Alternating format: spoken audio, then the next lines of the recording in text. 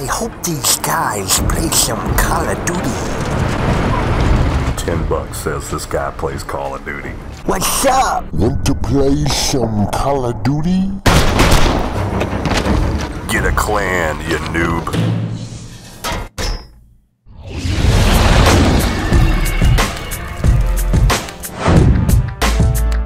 Welcome to SOCAST Live Episode 3. This is Lukenbacher, and with us we have Rev. Hey, what's going on, guys? And the infamous David Dole. Hey guys, speaking of Infamous, I've actually been playing Infamous too, so that's a good mention there. And today we're going to talk about a recent patch that Zipper Interactive released for SOCOM 4 here. And we're not going to cover every item on the list, but we're just going to highlight some of the main issues that were addressed and some of the primary ones that we're interested in discussing. And the first tweak they made was they increased the character movement regarding the strafing speeds and how the character moved backward. And I noticed a slight difference. What do you think, Rev?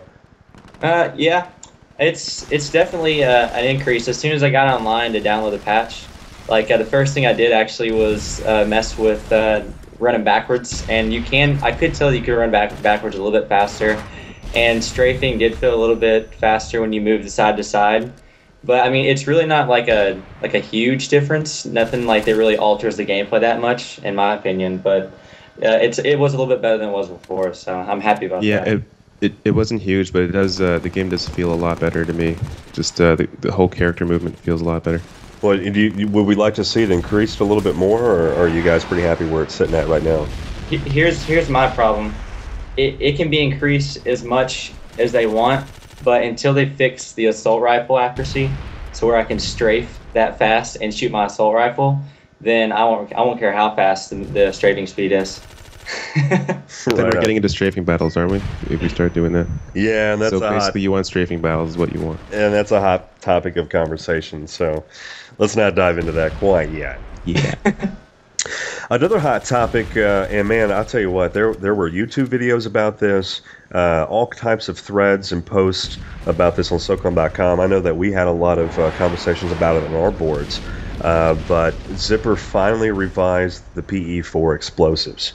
Oh, yeah. And we had a big problem with this because I don't think they were quite intended to be a pseudo grenade that you could throw, and to be quite honest, they were probably the most devastating piece of weaponry if you knew how to use it. That you've ever come across. Yeah, so, and I know there's some people out there who are really proud of their PE4 stats. Hey, I'm not going to judge you, more power to you, but for the majority of us, we were happy to see that changed. What do you guys think? There's no more PE4 horse. Yes. Yeah, if we can get away with that. It's kind of funny to me that it even got this far, like that this wasn't caught beforehand, and it kind of just got out of hand. But I mean, I never took advantage of the exploit. I let people do what they did, but that kind of took over the game for a while, so it's good that got fixed. Well, that's where the argument lies. A lot of people have the stance that Zipper was well aware of what they were capable of doing, and that it was intended to be in the game. And so there's advocates out there who argue that there were just people who complained about it, that it really wasn't an exploit, that it was just, how it was played. But the fact that Zipper did tweak it down, I think says more than just a response to the community. I think Zipper, kind of realized that there was a huge advantage there if used in a certain fashion. So yeah, I mean, it's about balancing the game, and if something like that, for example, if a fighting game, if one character in a fighting game is way more powerful than other characters, it's an unfair balanced experience, and it doesn't make sense to not change that. Right. It's reduced. We're all happy. We're good to go.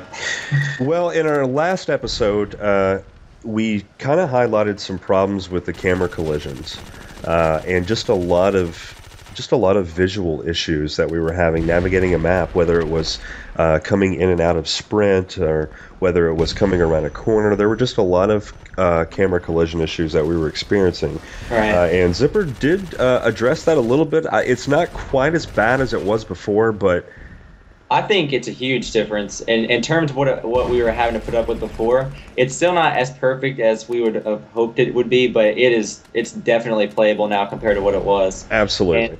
what they did basically now is instead of having the camera collide into objects that is behind you and go to like the side of your head and like on your shoulder or like in the back of your head where you can't see anything, now they've raised the camera up a little bit, so when you do collide with those objects, the camera goes over your character's head, so you can see your crosshairs and all your enemies in front of you, so you're easy targets. Yeah, I haven't had any problems with the camera since the patch, so I mean that's the best thing I can say about it.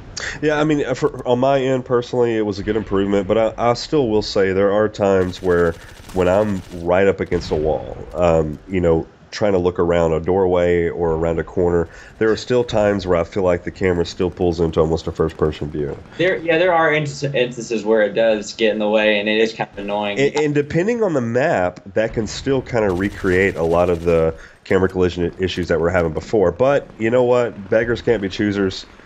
They did dramatically improve that, but I would say that needs to be an issue they're constantly always aware of, and maybe something they could just put on the back burner and kind of tweak and fix over a series of time, and maybe add that in another patch later down the road. Right. Well, they also added some more adjustments for our control options, and they gave us the old school dead zone and acceleration tweaks that we can manipulate now. Without a doubt, the best thing to put in the patch. Yeah, I mean, I can really fine-tune my character. Just the look speed and the pitch just was not enough at all. Right. It's so much easier now for people to have their settings at a higher speed. You can actually turn and, when people are running by, you can actually catch up to them now. And also they fixed the acceleration, so now you don't have to wait like for your acceleration to slowly get to the peak of what it's supposed to be. Now you can actually set it so you can get all the way to your acceleration in an instant, or you can have it slower or higher, whichever you prefer. Basically, I think the more customization, the better in most cases, and so it's a good thing. I would agree.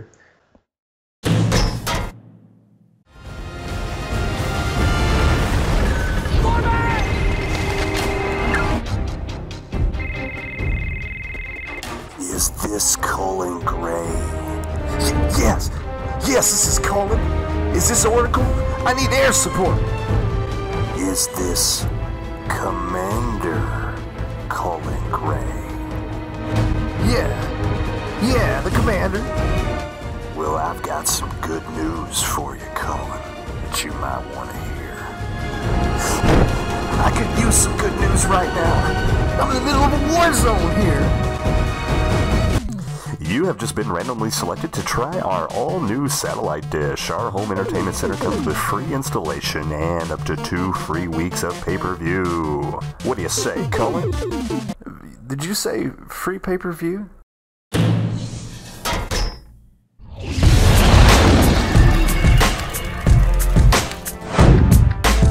Next up, we have the center dot reticule that has actually been a huge request from the community that was implemented in this patch. Which, for me personally, I was looking forward to it a lot.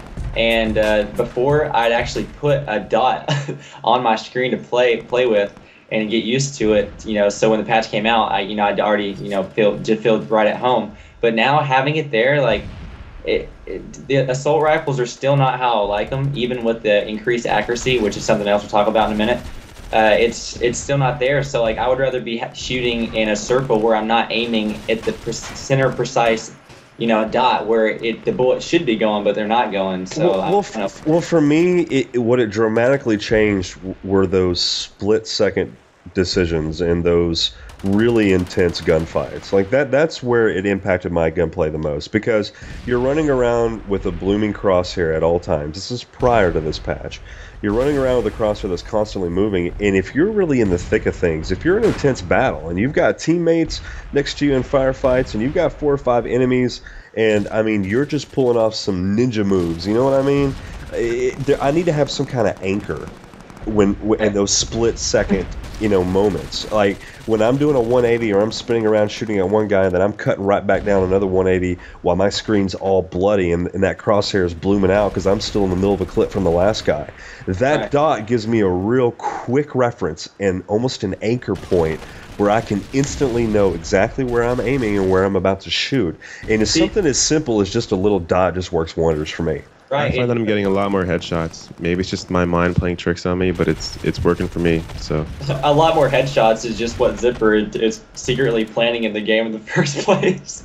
Well, maybe your gun game's improved because it's maybe something more that you're used to. Instead of having to mastering the mysterious circle of prayer, you can just flip that dot on. I really think that for me, like I know a lot of people who love the dot now. They love it.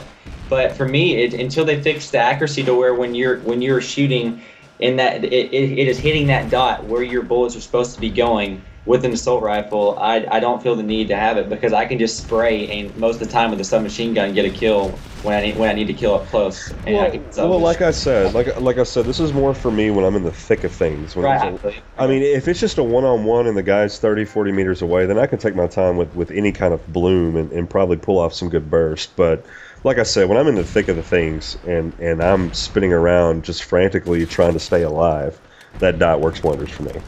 Right.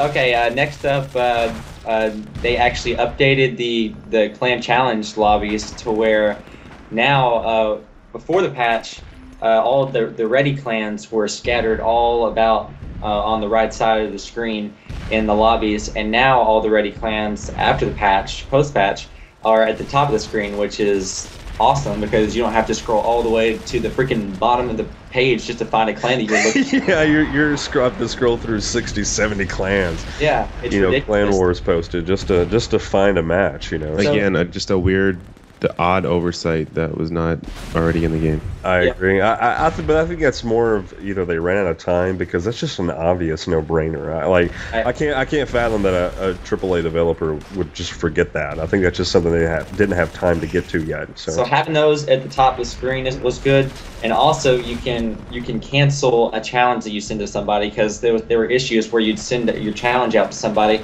and you'd be waiting forever, and you'd have to make a new lobby because the challenge would just disappear or something would happen. So now you can cancel the challenge, and also when you get a challenge from somebody, you see how many participants are in their clan challenge, so you know if you have 8 players and it says so and so clan is challenging you to whatever with how many players, so you can accept it right away instead of going, hey bro, go check and see how many they got. You know what I'm saying? Right. So those were good improvements to the clan challenge. Love it. And our final topic of today was a big issue, especially in Classic, was the spawn delay issue. And I will say there are still spawn delays from time to time, but it's not near as bad as it was before. I take that back about what I said with the dead zone acceleration. The spawn delays is a tie with that because that was probably the biggest issue that I was ticked off about when I was playing before. And now it's, like you just said, it's almost completely gone now in Classic gameplay, except for maybe like a split second, and it's really not that big of a deal. So yeah, it's improved big time. There's nothing at all I'm worried about now. And the reason why that impacted Classic so much is because, plain and simple, it's round based. If you die once, then you're done for the round. You have to wait until the next round. And, at the beginning of each round, it's always that fight for field position. And if you get spawn delayed for 8 seconds or even 5 seconds, that can be the difference between having the jump on 2 or 3 people, or going to a spot of a map that you normally go to and being welcomed by 6 to 7 grenades because you got there late.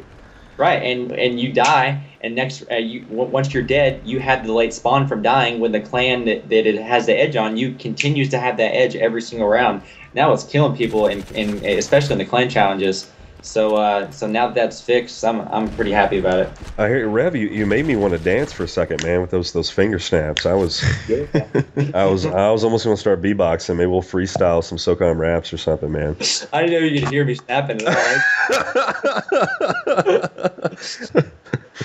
Anyways, guys, this has been the SOCAST Crew. I'm Lukenbacher. I'm Rev. And I'm David. And we'll catch you next time.